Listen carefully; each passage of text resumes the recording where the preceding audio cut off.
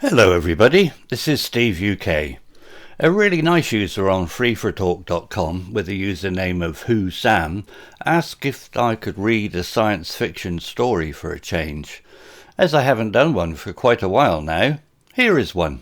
Enjoy. Please click the like icon, click subscribe, and click the notification bell so you don't miss out on any new stories. Thanks.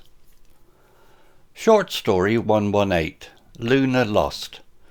Aiko clutched the worn leather journal, its pages filled with her grandfather's faded handwriting. It was her only connection to him, a renowned astronomer who had vanished 10 years ago while on a mission to a newly discovered moon orbiting a distant gas giant. Officially, the mission was deemed a failure, the crew lost in space. Aiko, however, refused to believe it. Every night she climbed to the rooftop of her small apartment building, the city lights twinkling beneath a sky choked with smog.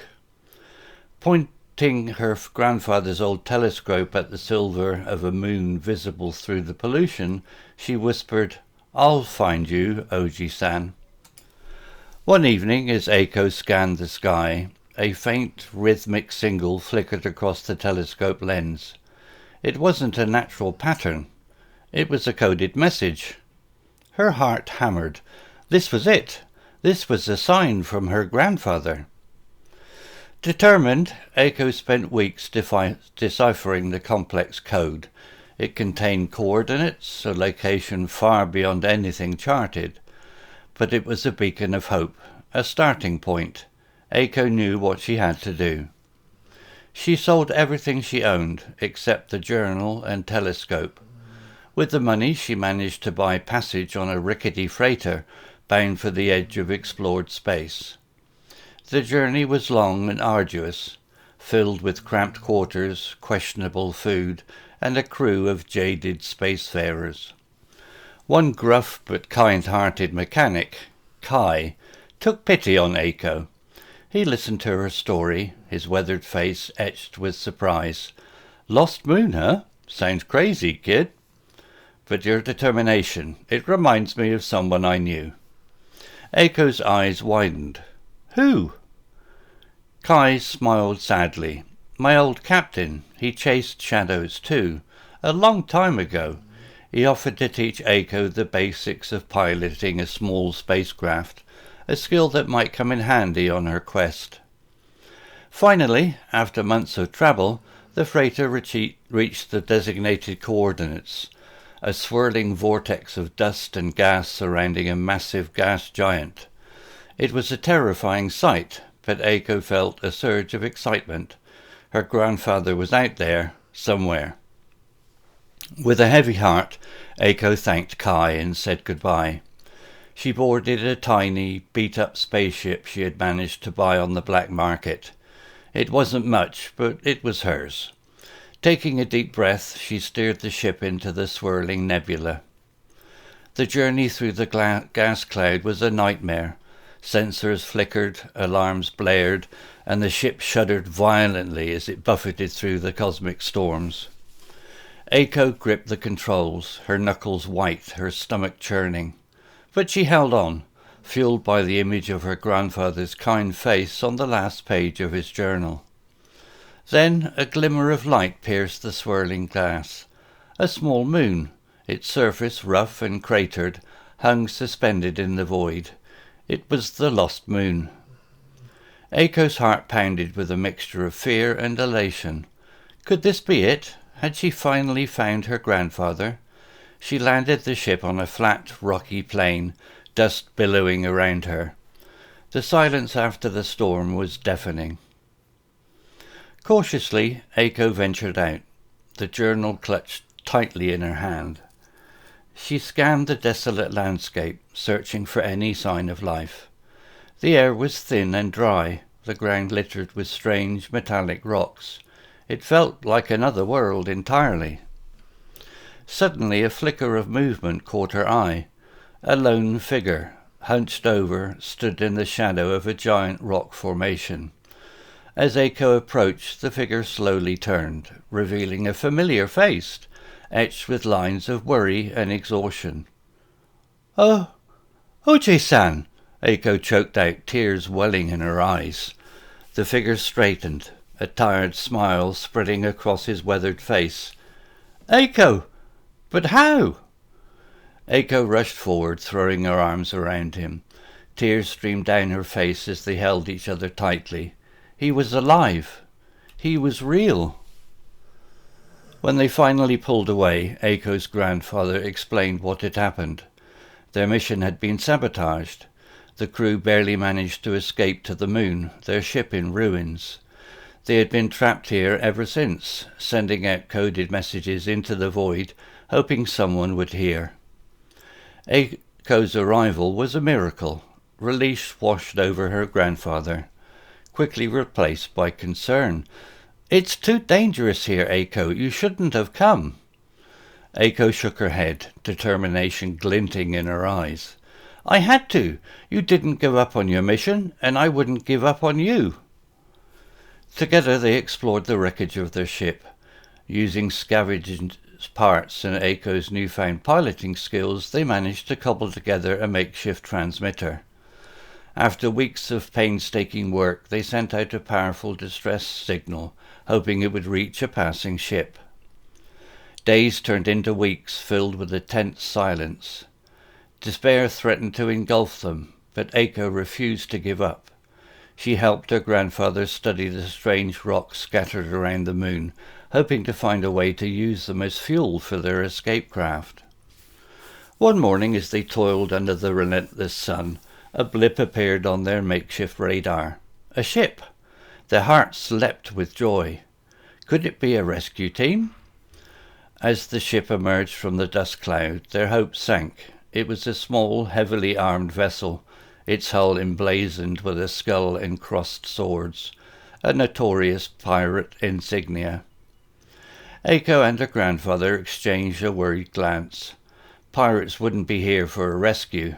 More likely they were drawn by the distress signal, seeking salvage or worse. The pirate ship held them, their gruff voices crackling through the communicator. "Identify yourselves. This is Captain Bloodbeard. Prepare to be boarded."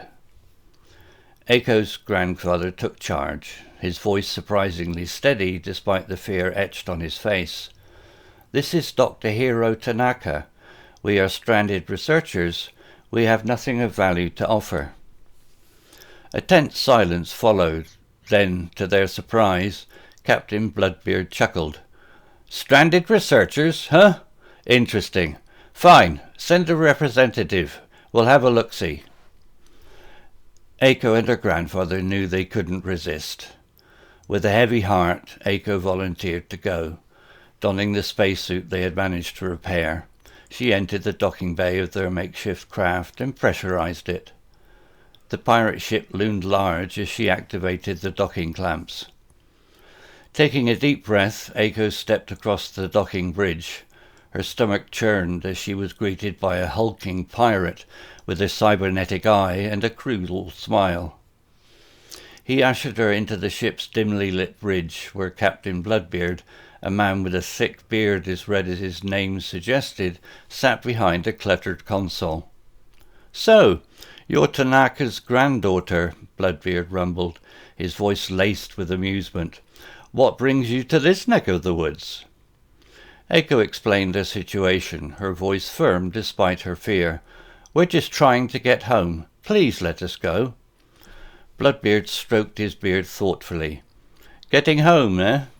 That can be arranged, for a price." Aiko frowned. "What kind of price?" Bloodbeard's eyes gleamed.